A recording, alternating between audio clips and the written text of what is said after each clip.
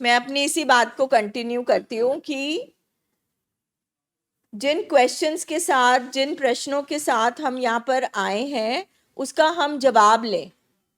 ठीक है, आप देखो इस प्लेटफॉर्म में पेशेंट भी बैठा है, फैमिली भी बैठी है, एक्सपर्ट भी आकर बैठेंगे।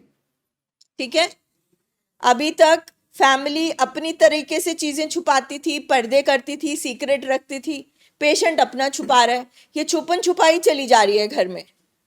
और हम इस चीज को ओपन प्लेटफॉर्म में बोल रहे हैं कि ये जो आपके साथ आपका लव्ड वन है, आपका फैमिली मेंबर जो है, जो आपका जो ये पेशेंट है, वो ये हरकतें क्यों कर रहा है, ये उसकी बीमारी कर रही है। तो हम अगर पेशेंट के सामने बोल रहे हैं कि अगर आपका पेशेंट मिसबिहेव करता है तो अभी उसका दिमाग सही तरीके से काम नहीं कर रहा, उसके दिमाग का जानवर वाला हिस्सा ज्यादा हावी हुआ है, ज्यादा पावरफुल है, इसलिए वो ऐसी एक्शन कर रहा है। तो हम पेशेंट की बेइज्जती नहीं कर रहे, हम पेशेंट को इंसल्ट नहीं कर रहे।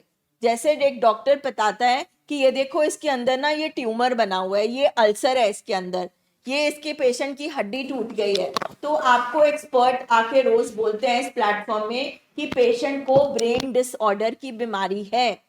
पेशेंट का ब्रेन जो है, जो शरीर का हिस्सा है, वो सही तरीके से काम नहीं कर रहा है, इसलिए वो ऐसी हरकत कर रहा है।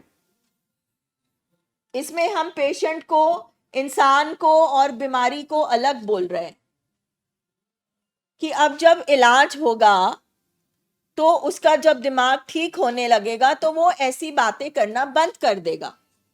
अभी अभी जैसे आप न्यू फैमिली हो, आप घबराए हुए हो, वो फोन कर रहा है, ये हो जाएगा वो हो जाएगा, एकदम कुछ नहीं ठीक होने वाला। क्योंकि जो बीमारी कर रही है ना वो सबसे खतरनाक है। अगर आपके पेशेंट के अंदर से ये बीमारी नहीं गई, अगर आपके घर के अंदर से ये बीमारी नहीं गई, तो वैसे ही सब कुछ खत्म है। तो अभी आप यहाँ पे आके जो फैमिलीज आज आई है या कल आई है, आप थोड़ा सा ना विश्राम करो, पॉज लो। एक तो कुछ भी जादू नहीं होने वाला, कोई 7 डेज में डॉक्टर भाटिया कोई मंत्र पढ़ के कुछ नहीं ठीक करने वाले।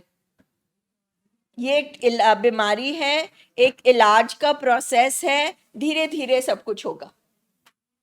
और जो भी पेशेंट यहाँ पे बैठे हैं ना, चाहे वो डिप्रेशन का पेशेंट है, एंजाइटी का पेशेंट है, जिसको आप लेकर आए हो, अभी उसके दिमाग के केमिकल इतने खराब हुए हुए हैं, इतना संतुलन बिगड़ा हुआ है कि वो ऐसी हरकतें कर रहा है।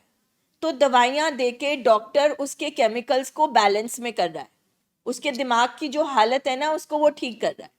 और साथ ही में हमारे पेशेंट को तोड़ बच रही है, क्रेविंग हो रही है, तलब हो रही है, उसको तकलीफ हो रही है, जो भी उसकी बीमारी है। अगर उसको सोचने की बीमारी है ना कि घर में वो एक कुर्सी में बैठ के बस सोचता रहता है, तो उसको वो कुर्सी याद आ रही है। समझ रहे हो आप?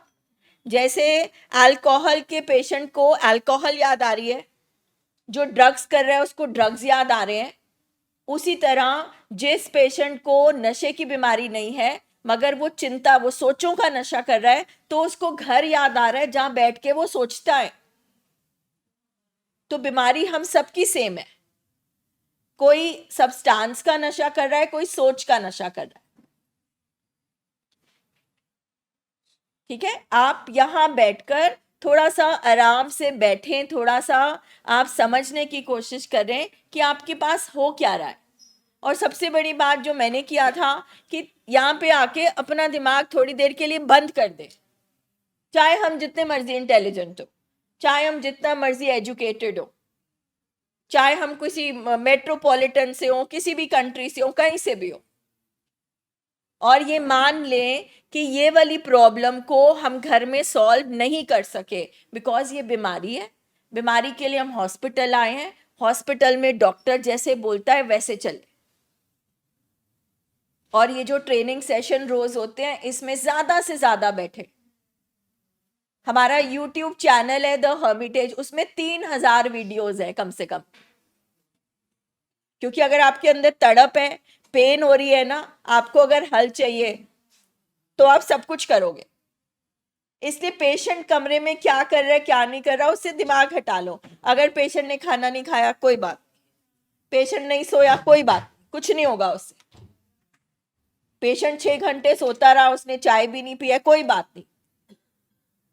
ना चाय के लिए आए हैं, ना खाने के लिए आए हैं, ना सोने के लिए आए हैं। हम एक जानलेवा बीमारी के इलाज के लिए बैठे हैं, एक ब्रेन डिसऑर्डर के लिए हम यहाँ पे बैठे हैं।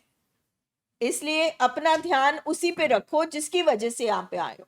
फिर जो आसपास छोटी छोटी चीजें हैं ना, उसमें अपनी एनर्जी मत जाया करो, क्योंकि वैसे ही ये जो बीमारी है इसमें आप वैसे ही थके आए हो। अब अपने अभी और भी थकना है। इलाज कराने में टाइम लगता है, पेशेंस लगती है, मेहनत करनी पड़ेगी, सीखना पड़ेगा।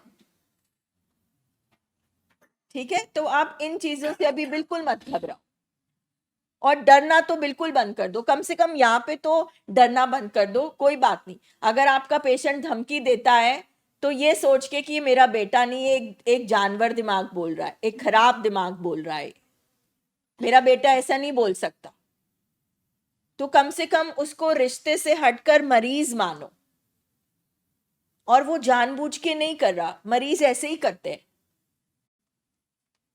इसीलिए वो दिमागी बीमारी के मरीज हैं, इसीलिए वो इस हॉस्पिटल में बैठे हैं।